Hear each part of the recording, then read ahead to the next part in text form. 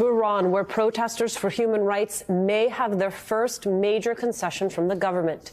The Iranian Attorney General said the country had abolished its so-called morality police, according to affiliated state media. We should note the comment was made in unscripted remarks at a religious conference, and that the Attorney General of Iran does not oversee the morality police. There has been no comment about the move from the Ayatollah, the Iranian president, or other government officials. So it's far from official just yet. The country's attorney general said Iran would continue to enforce restrictions on social behavior. Protests have rocked Iran since the death of 22-year-old Masha Amini in September. She was detained by the morality police for flouting hijab rules and died in custody. Rights groups say another 300 people have been killed since protests began. The United Nations say more than 10,000 have been arrested. We do know, our NBC bureau in Tehran is reporting, the morality police have not been seen in the streets of Iran for weeks. This is the first time a senior Iranian official has acknowledged that reality for many Iranians. The White House releasing a statement today, reading in part, women should be able to wear what they want, free from violence or harassment. Iran must end its use of violence against its own citizens simply for exercising their fundamental freedoms. Earlier this week, before that news broke, I sat down with former Secretary of State Hillary Clinton at the Women's Voices Summit in Little Rock, Arkansas. I asked her about the protests in Iran and how she thinks the United States should be responding. I think that on our government side, we should continue to have our official spokespeople, the president's press secretary, others, continue to keep this in the public eye, continue to talk to the press about it. We don't want attention to fade. And I just did an event in New York called Eyes on Iran, where we were very clearly trying to say, don't turn away from this. The press needs to follow it. The public needs to follow it. And government needs to be amplifying it. I also think that any additional sanctions and pressure that can be brought both through the United States, but also, very importantly, through the international community.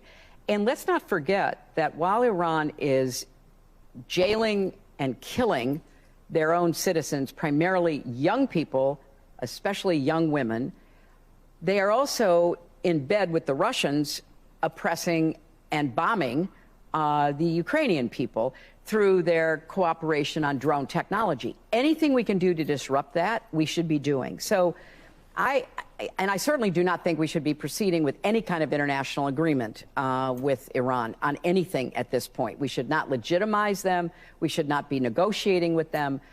We should be calling every single day for them to stop the brutality that they are inflicting on their citizens. To that point, the protests in China, what should the U.S. be doing? The protests in China is very interesting to me because it comes out of not just the specific actions that were tragic, like the fire that so many lives were lost in, but out of this lockdown, crackdown that Xi's government has imposed.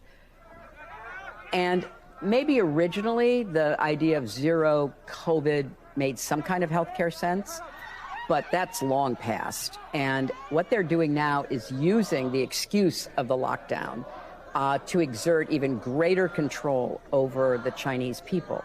I'll give you a perfect example. They will not use a different vaccine. They insist on using their vaccine, which has proven not to be very effective.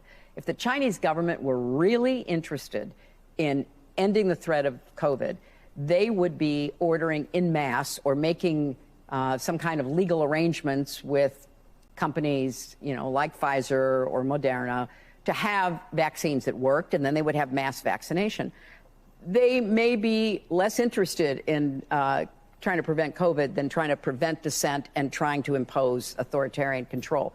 And we need to keep speaking out about that. And I'm very encouraged that more of our European allies are starting to say, we can't just do business as usual with China. We have to do more to prevent them from getting access to more advanced technology that they could use against Taiwan, that they could use even more broadly than that. It is tempting to look at all of these questions, what is happening in Iran, in Afghanistan, in Ukraine, in silos, and yet you see there being a common thread. What is that thread? I do see there being a common thread. I see several strands to that common thread. I mean, one is clearly the very significant struggle between democracy and autocracy, the rise of modern-day autocrats like Xi in China, Putin in Russia, the Ayatollahs in Iran, et cetera. They are determined to undermine not just the United States, but the West, and in particular, to raise so many doubts about the efficacy of democracy that we turn on it ourselves. And that's part of the reason why they use social media to set us against each other, why they interfere in our elections, because make no mistake, this is an existential struggle. Secondly, it does seem to me that if you just pull the curtain back a little bit on the autocrats, they very often go after women.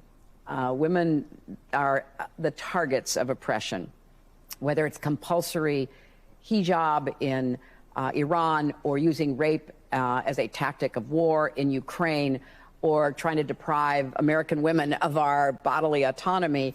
There is a very close relationship between those who want to exert total control over their citizenry and keeping women in their place. And so these two are not separate strands of political activity. They are really interconnected. And I want more people to see that and understand that because it's important that whether you agree or disagree on specific issues in a democracy, you have to understand the existential dimension of what we are up against now. And when you hear in our own country people advocating violence, as they did on January 6th in attacking our own Capitol, or refusing to concede an election and making up crazy, untrue stories about it being stolen, those are the tools of autocracy. And those are the tools of authoritarian leadership. And we need to stop that in the United States and stand up to it around the world. Secretary Clinton, thank you. Great to talk to you.